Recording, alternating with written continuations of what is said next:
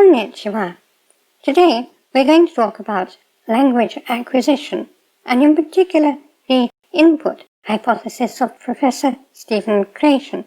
You may not have heard of Professor Stephen Krashen, but an awful lot of what gets said on the internet about acquiring Japanese comes indirectly from him. A lot of people who promote various methods of learning Japanese on the internet misunderstand and misrepresent the work of Professor Krashen, but I'm not going to talk about that.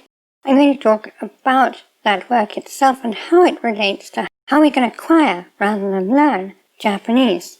Now, a lot of the people who misrepresent Professor Krashen tend to present him as the voice of science, and this is really not what he is. He's had a very good influence on the learning of language with his bringing to the fore of immersion rather than abstract study, and that's good. He also puts forward a number of theories which are really very questionable and have received a lot of criticism in the academic community because his evidence for them is really pretty sketchy. And I'll link to a paper below showing some academic assessments of Professor Krashen's work in case you're interested in following that up. When I looked at some of Professor Krashen's talks, I was a little shocked by some of the things he says because he uses arguments and techniques which really are not worthy of a person of his standing. For example, he opposes the idea that need or necessity is an important driving force in language. Now, I've often argued that it is. It's partly because of the pressure of need and desire to use English, the international language, which makes so many foreign users of English so successful. And it's the lack of that need and pressure and desire that means that so few foreign learners of Japanese are in fact successful at learning Japanese. Well, what I think is neither here nor there. The point is that in arguing against this, Professor Krashen used an extremely dishonest argument, and you can look that up on Wikipedia. He said that if you take someone up in a helicopter and tell them that if they don't speak German, you'll throw them out, they have a huge pressure, a huge desire, a huge need to speak German, but they still can't speak it. Now, this is a completely dishonest, straw man argument. Nobody in their right mind, not even an academic, has ever, as far as I know, suggested that you learn language from the need itself. That would be completely irrational. So what Professor Krashen is doing here is the classic straw man technique of setting up a completely irrational argument that's easy to refute, pretending that's what the other side is saying, and refuting it, and hoping that nobody notices the bait and switch. Wikipedia didn't seem to. Now, as I say, I'm not really wanting to criticize Professor Krashen across the board. He has had a very good influence. It's really his tendency to put forward his ideas on language acquisition as if they were a general theory of language acquisition, something like the Einstein of language acquisition.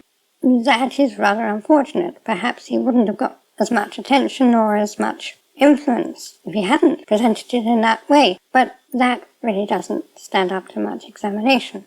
In its broadest sense, his theory is that we only acquire language from comprehensible input, not from abstract instruction or anything else, from comprehensible input.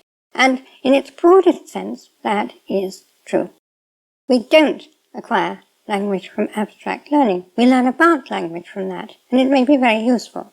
But we don't acquire language from abstract learning. We don't acquire language from input that we can't comprehend. Some people say, oh, just listen to it for long enough and it'll soak in and you'll start to understand it. For most people that isn't true, and I'm not really sure it's true for anyone. Some people claim to have learned language that way, but when you look into it, there are often other factors involved. It's not quite as true as they probably honestly believe it to be. And the argument that we all did that as children, not me, but all of you, doesn't hold water either. And I've made a whole video on why it is that what adults do when they learn language is nothing like what children do when they learn to process the world via the medium of language. So up to this point, we could agree with Professor Krashen, but where it starts to fall down is in his assertion that the part of our mind that acquires language, what Professor Chomsky calls the language acquisition device, is entirely separate from the means by which, say, we learn its structure. Now, they are separate, and I've talked about this in other videos. I'll link to one if you'd like to follow that up. But they're not completely separate. They're not cut off from each other by an iron wall. And this is what Professor Creation seems to imply when he says things like, instruction in the grammar of a language does not help us with acquiring a language unless it's in the target language itself. And even then, it doesn't help us because it's instruction in the language. It would help us just the same if it were about the aerodynamics of a bumblebee. Now, this assertion is completely unprovable and intuitively highly unlikely. What seems to happen is that the language acquisition device, the part of our mind that acquires language as opposed to learning about language, will use any tool at its disposal in the Herculean attempt to comprehend language. So if it has structures available to it, it will apply them. And what will happen then is that those structures which started out as abstract learning, if you follow my course, you're learning structure in the abstract, those tools, when applied over and over again by the language acquisition device in understanding comprehensible input, those tools pass from the conscious, abstract side of the mind into the unconscious, automatic part of the mind. And this is part of the process of acquiring language, passing anything we may have learned in an abstract manner, vocabulary, structure, kanji, anything, into that area of the mind where we can recognize this instantly without going through all the steps in our conscious mind. This happens when we learn anything, like driving a car or typing, but with language, which is much more complex, we have a whole mechanism in the mind for doing this. Professor Creation says that rules are an external monitor. They're not part of our understanding of the language. They're just something we use to monitor whether things are correct or not. Now, that idea may come partly from the terrible way in which language is generally taught, in which so-called grammar is fed to people as a set of arbitrary and meaningless rules rather than clear, lucid structures that help us to understand and grasp the language.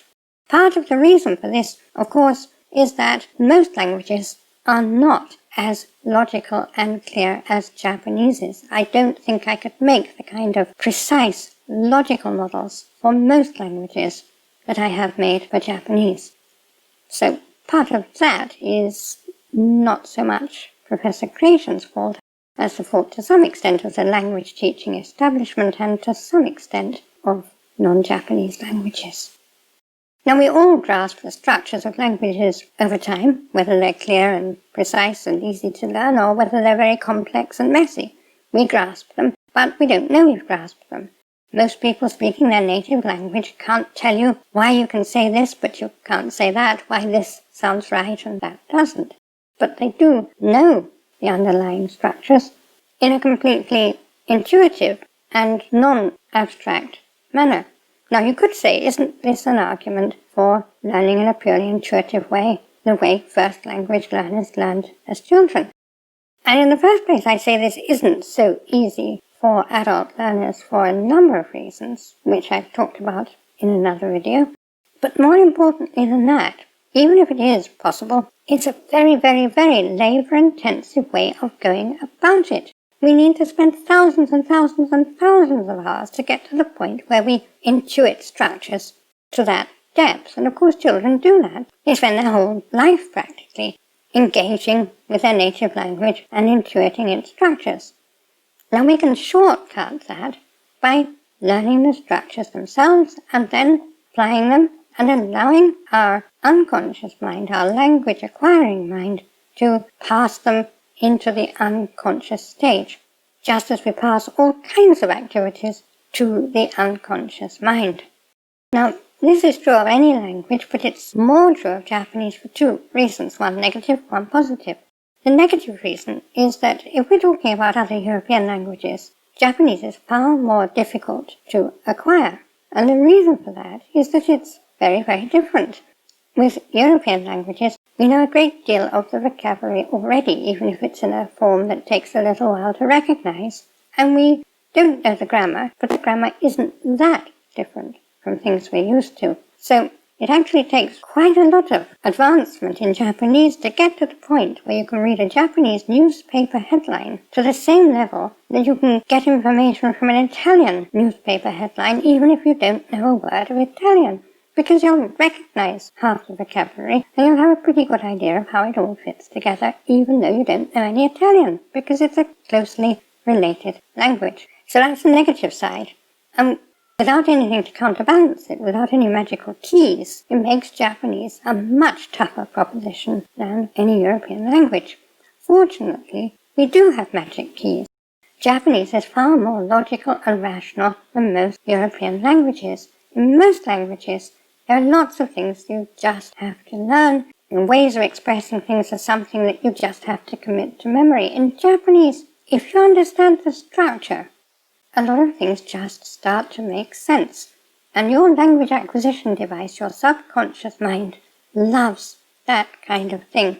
By using that kind of structure, you're shortcutting processes which would take enormous amounts of time to do intuitively.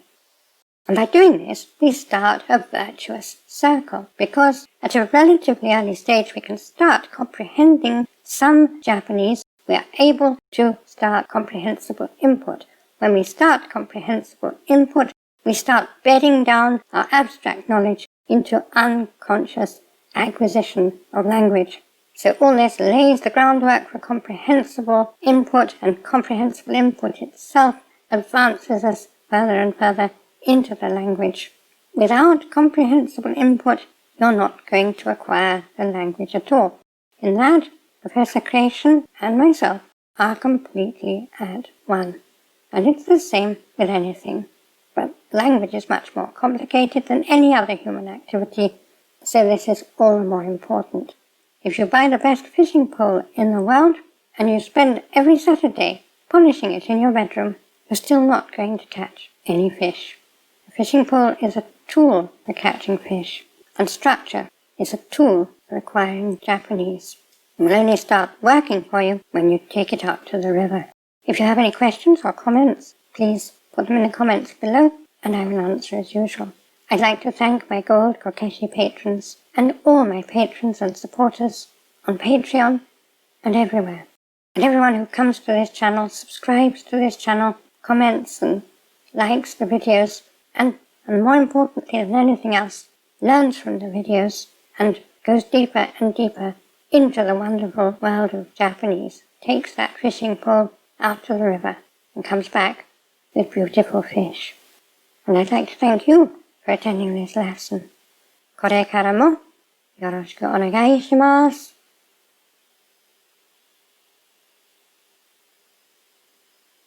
Class dismissed.